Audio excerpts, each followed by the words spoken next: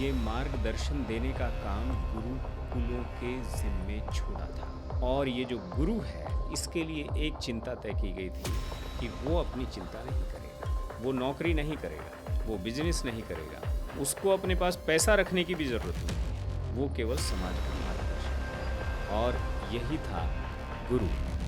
और इसी गुरु का जो कुल था, यानी जो बच्चे वहाँ इकट्ठा आते थे, यही था गुरुकुल। कि गुरुकुल का कोई धर्म नहीं होता, जो गुरु कह दे वही धर्म है। अभी हमारे यहाँ पर स्थिति और परिस्थिति बदली हुई है, न गुरुकुल है बहुत कम है। बाकी तो सब स्कूल कम, बिजनेस स्कूल ज़्यादा हो गए हैं। इधर से फीस लेना है, उधर से एजुकेशन देना है। रास्ते हैं और बहुत सारे रास्ते हैं। कौन रास्ता किधर और कहाँ जा रहा है, कुछ पता नहीं है। लेकिन अगर इन रास्तों पर रास्ता दिखाने वाला कोई है, उसी को आप मार्गदर्शक कहते हैं। ये मार्गदर्शक अलग अलग क्षेत्रों में आपको इनकी ज़रूरत पड़ती है। एक समय में हमारे बड़ों ने ये मार्गदर्शन देने का काम गुरुकुलों के ज़िम्मे छोड़ा था, यानी गुरु के ज़िम्मे छोड़ा था। और ये जो गुरु है, इसकी एक ख़ास बात, इसके लिए एक चिंता तय की गई थी कि वो अपनी चिंता नहीं करेगा। एक चिंता उसके लिए समाज ने ये तय की थी कि वो अपनी चिंता नहीं करेगा, उसकी चिंता समाज करेगा। वो नौकरी नहीं करेगा, वो बिजनेस नहीं करेगा, उसको अपने पास पैसा रखने की भी ज़रूरत नहीं है, वो केवल समाज का मार्गदर्शन करेगा। और यही था गुरु। और इसी गुरु का जो कुल था, यानी जो बच्चे वहाँ इकट्ठा आते थे, यही था गुरुकुल। और इस गुरुकुल में इसके अंदर 5 शालाएं आमतौर पर अगर हैं तो तब वो गुरुकुल मान लिया जाता था, मान सकते हैं आप उसे। अगर उसमें पाठशाला है, अगर उसमें गौशाला है, अगर उसमें यज्ञशाला है, अगर उसमें अतिथिशाला है, और अगर उसमें प्रयोगशाला है, तब ये 5 शालाओं के साथ में गुरुकुल बन जाता है। और ये जो 5 शाला, इसका लक्ष्य क्या है, क्या करेगा? तो जो आपके अंदर 5 कोश होते हैं, अन्नमय कोश है, मनोमय कोश है, आनंदमय कोश है, ठीक है, मतलब इन सब कोशों की जो तृप्ति है, मतलब इस गुरुकुल से आपको क्या मिलना है, इससे आपको पेट का जो भोजन है, उस भोजन की शिक्षा भी इसी से आपको मिलनी चाहिए। इस मस्तिष्क की जो जिज्ञासाएं हैं, वो भी इसी शिक्षा से, यहीं से आपकी शांत होनी चाहिए। और आपके जो मन में उठने वाले जो सवाल हैं, वो भी यहीं से शांत होने चाहिए। और इस आत्मा की जो तृप्ति है, वो भी यहाँ से आपकी शांत होनी चाहिए। मतलब युक्ति और मुक्ति दोनों यहीं पर हो जाना चाहिए। एक गुरुकुल की और ख़ास बात मानी गई थी कि गुरुकुल का कोई धर्म नहीं होता है, जो गुरु कह दे वही धर्म है। और इसलिए कई बार ये लगता है कि क्या गुरुकुल में सिर्फ हिंदू बच्चे ही जाना चाहिए? क्या गुरुकुल में सिर्फ और सिर्फ जो है हिंदू या समथिंग इसी तरह से जाना चाहिए? ऐसा नहीं है। क्योंकि गुरुकुल जो है वो धर्म की शिक्षा नहीं है, मतलब धर्म की शिक्षा है लेकिन वो पंथ की शिक्षा नहीं है। क्या अच्छा है और क्या बुरा है, ये यहाँ पर बताया जाएगा। जीवन कैसे जीना है, ये यहाँ पर बताया जाएगा। विज्ञान क्या है और ज्ञान क्या है और दोनों में फ़र्क क्या है, ये यहाँ पर बताया जाएगा। ये सारी बातें यहाँ होंगी, ठीक है। लेकिन अगर यहाँ पर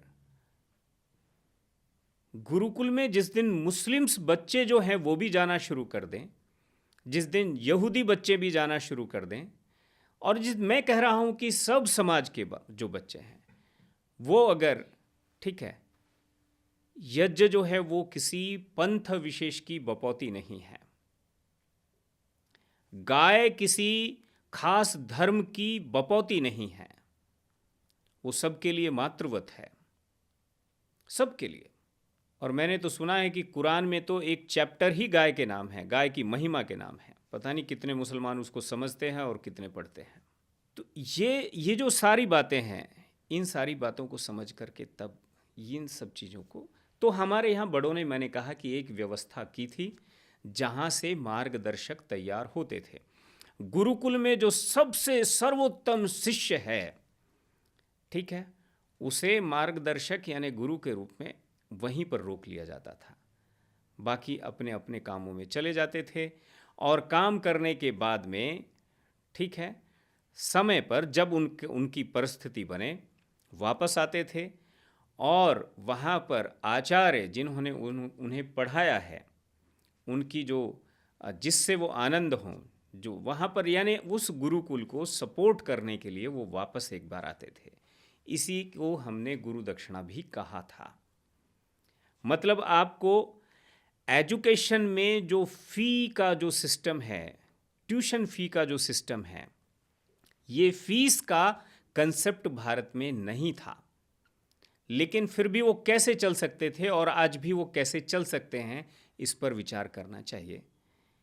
एक विचार तो ये है कि आज हमें जो गुरुकुल है या जो भी हमारा एजुकेशनल इंस्टीट्यूट है, उसे हमें प्रयोगशाला उसमें बनाने के साथ ही यानी उसे एक स्टार्टअप में कन्वर्ट करना चाहिए। और ये स्टार्टअप जब आपका वायबल हो, जब ये बिजनेस करे, तो ये सेल्फ रिलायंस मोड पर हो, मतलब अपने आप ही अपना खर्चा निकाल ले, ऐसा इसे होना चाहिए। मैंने तो बुलंदशहर में एक स्कूल के बारे में सुना है, शिकारपुर के पास में एक स्कूल है, दादी परनानी स्कूल। वहाँ पर हज़ारों बच्चियाँ हैं, सब बच्चियों के पास एक एक साइकिल है, सब बच्चों के अकाउंट हैं और अकाउंट में हर महीने कुछ पैसा क्रेडिट होता है। सबका दोपहर का टिफ़िन वहीं पर खाने के लिए मिलता है। फ़ीस तो जीरो है, कुछ है ही नहीं। देखिए, है ना मज़े की बात। आप पंजाब में जालंधर के पास जाइए, वहाँ पर 2000 के आसपास लड़कियाँ हैं, ग्रेजुएशन तक पढ़ती हैं बच्चियाँ, विदेशों तक जाती हैं, यूपीएससी क्रैक करती हैं, ठीक है, और ये सारी और बोर्डिंग एजुकेशन है, और लेकिन उन सब की फ़ीस जीरो। पूरे डिग्री कॉलेज के अंदर एक प्रोफेसर नहीं है। जो बड़ी क्लास की बच्चियां हैं वो छोटी क्लास को पढ़ाते हैं। यही भारतीय शिक्षा का मेथड भी रहा है और इस तरह से सब चीज़ें चलती हैं। मात्र पूरे के पूरे डिग्री कॉलेज तक एक जो गुरु है वही सारी की सारी चीज़ों को वो कर लेते हैं, कोऑर्डिनेट कर लेते हैं। तो एक व्यक्ति चाहिए जिसकी दृष्टि हो, जो रास्ता दिखा सके, रास्ता निकाल सके। इतना सारा इतने सारे लोग, इतने सारे रिसोर्स इकट्ठा करने के लिए कितना पैसा लगता है, लेकिन एक आदमी ने एक रास्ता निकाल लिया। तो हमें रास्ता निकालना है। जो रास्ता निकाल सके, किसी भी परिस्थिति में निकाल सके, वो गुरु है। अभी हमारे यहाँ पर स्थिति और परिस्थिति बदली हुई है, न गुरुकुल हैं बहुत कम हैं, कहीं कहीं कोई दिया जल रहा है, बाकी तो सब स्कूल कम, बिजनेस स्कूल ज़्यादा हो गए हैं। इधर से फीस लेना है, उधर से एजुकेशन देना है, उसी में कुछ बचाना है। कुछ लोग अच्छा करते होंगे थोड़ा बहुत, लेकिन हमें हमारा जो पुरातन जो हमारा एजुकेशन का जो पैटर्न है, उस पैटर्न को हमें इस्टेब्लिश करना चाहिए, करना होगा, तो चीज़ें बड़े आसानी से और आराम से चल सकती हैं। इसी के साथ समाज में ये एक जगह थी पर्टिकुलर, जहां आपको गुरु मिल जाता था, मार्गदर्शक मिल जाता था। इसके अलावा समाज में मार्गदर्शक गुरुकुलों के अलावा भी अलग अलग आपको मिलेंगे, और उनकी एक जगह यहाँ पर बनी थी, वो थे आश्रम। 4 आश्रम हमारे यहाँ हैं, उनमें से 2 आश्रम ऐसे हैं जहाँ व्यक्ति जो है, ठीक है, परिवार का कम और समाज का ज़्यादा हो जाता है। तो केवल परिवार में तो व्यक्ति जो है उसे माना गया कि उसका ब्रह्मचर्य आश्रम जो है वो यानी शुरू के 25 साल वो गुरुकुल में बीत जाएंगे और वानप्रस्थ और सन्यास ये घर के बाहर बीत जाएगा। सिर्फ 25 से लेकर 25 साल के लिए ही परिवार में रहने का प्रावधान जो है भारतीय आश्रमों में या भारतीय व्यक्ति के लिए किया गया है। आज आप शुरू से लेकर के और पूरा बुढ़ापा और बिल्कुल शरीर भी आप परिवार में ही त्याग रहे हैं, घर में ही। इस दृष्टि को भी समझने की ज़रूरत है और इससे कितनी समस्याएं आती हैं ये भी समझने की ज़रूरत है। और जब तक आप परिवार में फंसे रहेंगे तब तक आप जो है बहुत दूर तक नहीं देख सकेंगे। इसलिए परिवार का भी उतना ही मार्गदर्शन कीजिए जितना समाज का मार्गदर्शन आप कर रहे हैं। तो ये भी एक दृष्टि हमारे यहाँ रही है और इनको कहा गया है आश्रम, और इसलिए यहाँ पर ऋषियों के आश्रम भी होते ही थे। और ये सारे ऋषि जो हैं ये कोई ऐसा नहीं है कि ये अकेले निकल गए और इन्होंने आश्रम बना लिया। सब ऋषि जो है अपने परिवार में, मतलब वो और उनकी जो अर्धांगिनी है, जीवन संगनी है, धर्मपत्नी है, ठीक है। अनुसुईया है तो उनके साथ उनके पति भी हैं, ठीक है। अहिल्या है तो उनके साथ गौतम भी हैं, ठीक है। संदीपनी है उनके साथ उनकी पत्नी है, ठीक है। इस तरह से सभी ऋषियों के साथ आप देखेंगे तो उसमें सबकी पत्नियां भी साथ में उस तरह से उनका जिक्र है।